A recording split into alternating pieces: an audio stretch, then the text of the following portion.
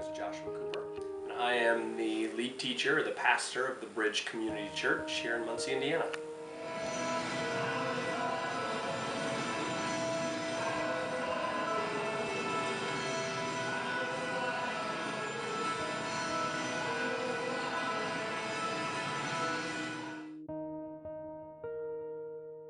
Question. It turns out I have very few answers, but I'm okay with that, and so college students, I think it's a vital time for them. It's a pivotal time for them, and I think they've got to be able to reorient some things, to change their compass in a lot of areas of life, not just spirituality, but our front lobes don't develop until we're in our early 20s, and so you're going to be learning massive amounts of new information between 18 and 25, and you're going to think in new ways, and so you just got to be ready for that as much as you can. So at the same time, don't throw out the baby with the bathwater. Don't toss out all your belief just because a few things don't line up anymore that used to line up. Embrace doubt, because doubt helps us grow in our faith. Be open about your doubts. Share it. God can handle your doubts. So I think it's it's scary to do for a lot of people, because going from having every answer to not every answer is a difficult thing. Going from one view of the Bible to a little bit of a different one can be a scary jump for people. Instead of going, nope, not going to read that because it's not what I agree with. I think if Jesus is the truth, and if the scriptures are somehow inspired by God, we can't be afraid of the challengers. We need to not take them on as in debate. We need to listen to them. Yes, as far as sermon preparation goes, I typically, around the fall, I'll try to lay out a calendar for the entire year. It's always subject to change. It changes a lot, but we do series teachings at the Bridge. So we'll really kind of look at what do we want to teach on, what different books the Bible we want to teach out of, or what topics do we want to teach out of. And so we map that out, and then sermon prep itself takes, I say that it takes 10 years in a day. Like, it usually takes me a day to write it, but it's really 10 years worth of stuff that I'm gathering, and ideas that I've had, stories that I've used, stuff like that. And so when I sit down, typically I'll map out, now that I know my series and what I'm talking about, I'll put an outline to that entire series, where I want to go through that series.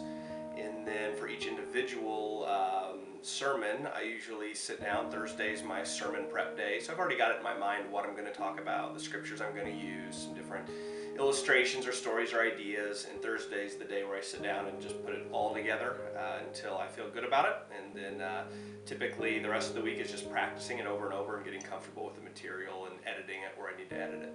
Faith grows and develops and changes over time, and our faith should not look the same today as it did a year ago, and our faith better not look the same a year from now as it does today, right?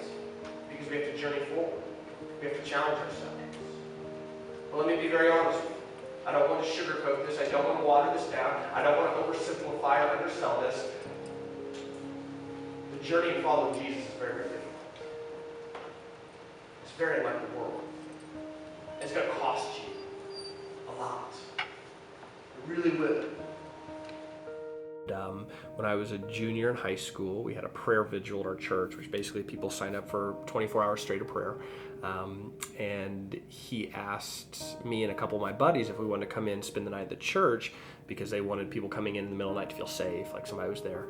So we said, oh yeah. He said, we'll get pizza, we'll play ping pong, just hang out in the library. Sure, great, whatever. We're high school students. So we do that, and I remember him saying there's a slot from 2 to 3:30 in the morning that hasn't been filled. He said, so I'm going to go in there and pray for the hour and a half. You guys can come with us, or you can stay in here, whatever. And I remember us kind of having a little huddle, and we're like, an hour and a half of prayer, that sounds awful. So he said, we'll go in for 20 minutes. And he said, great, whatever you guys want to do, no pressure, you don't have to go in at all if you don't. He said, we'll go in for 20 minutes. And it was just a powerful hour and a half we ended up saying the whole time.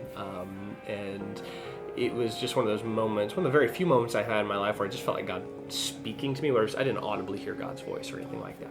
You just kind of felt like God was doing something in that moment. In fact, we all felt it, because as soon as our time got up, we went back to the library, and he goes, my youth pastor said, I think we need to talk about what just happened in there. We're like, yeah, I think so. And it was that time, I didn't know what I was meaning by it, but I said, I feel like God is somehow calling me into ministry, and I don't know what that looks like. And I had always planned on following my dad's footsteps, who he's an insurance agent, has made a great life, flexibility. I thought that's what I want to do. But from that point forward, I went, okay, there's different doors opening here. Ever since that, doors have just continued to open to be involved in different ministries, to plant a church and to do stuff. And so that was kind of the thing for me. And yeah, so that I really did kind of have this one moment where it happened. But a lot of people who may be hearing this, God doesn't always work that way either. I was pretty lucky. I think I was so stubborn that God had to give me this moment and say, no, listen to me.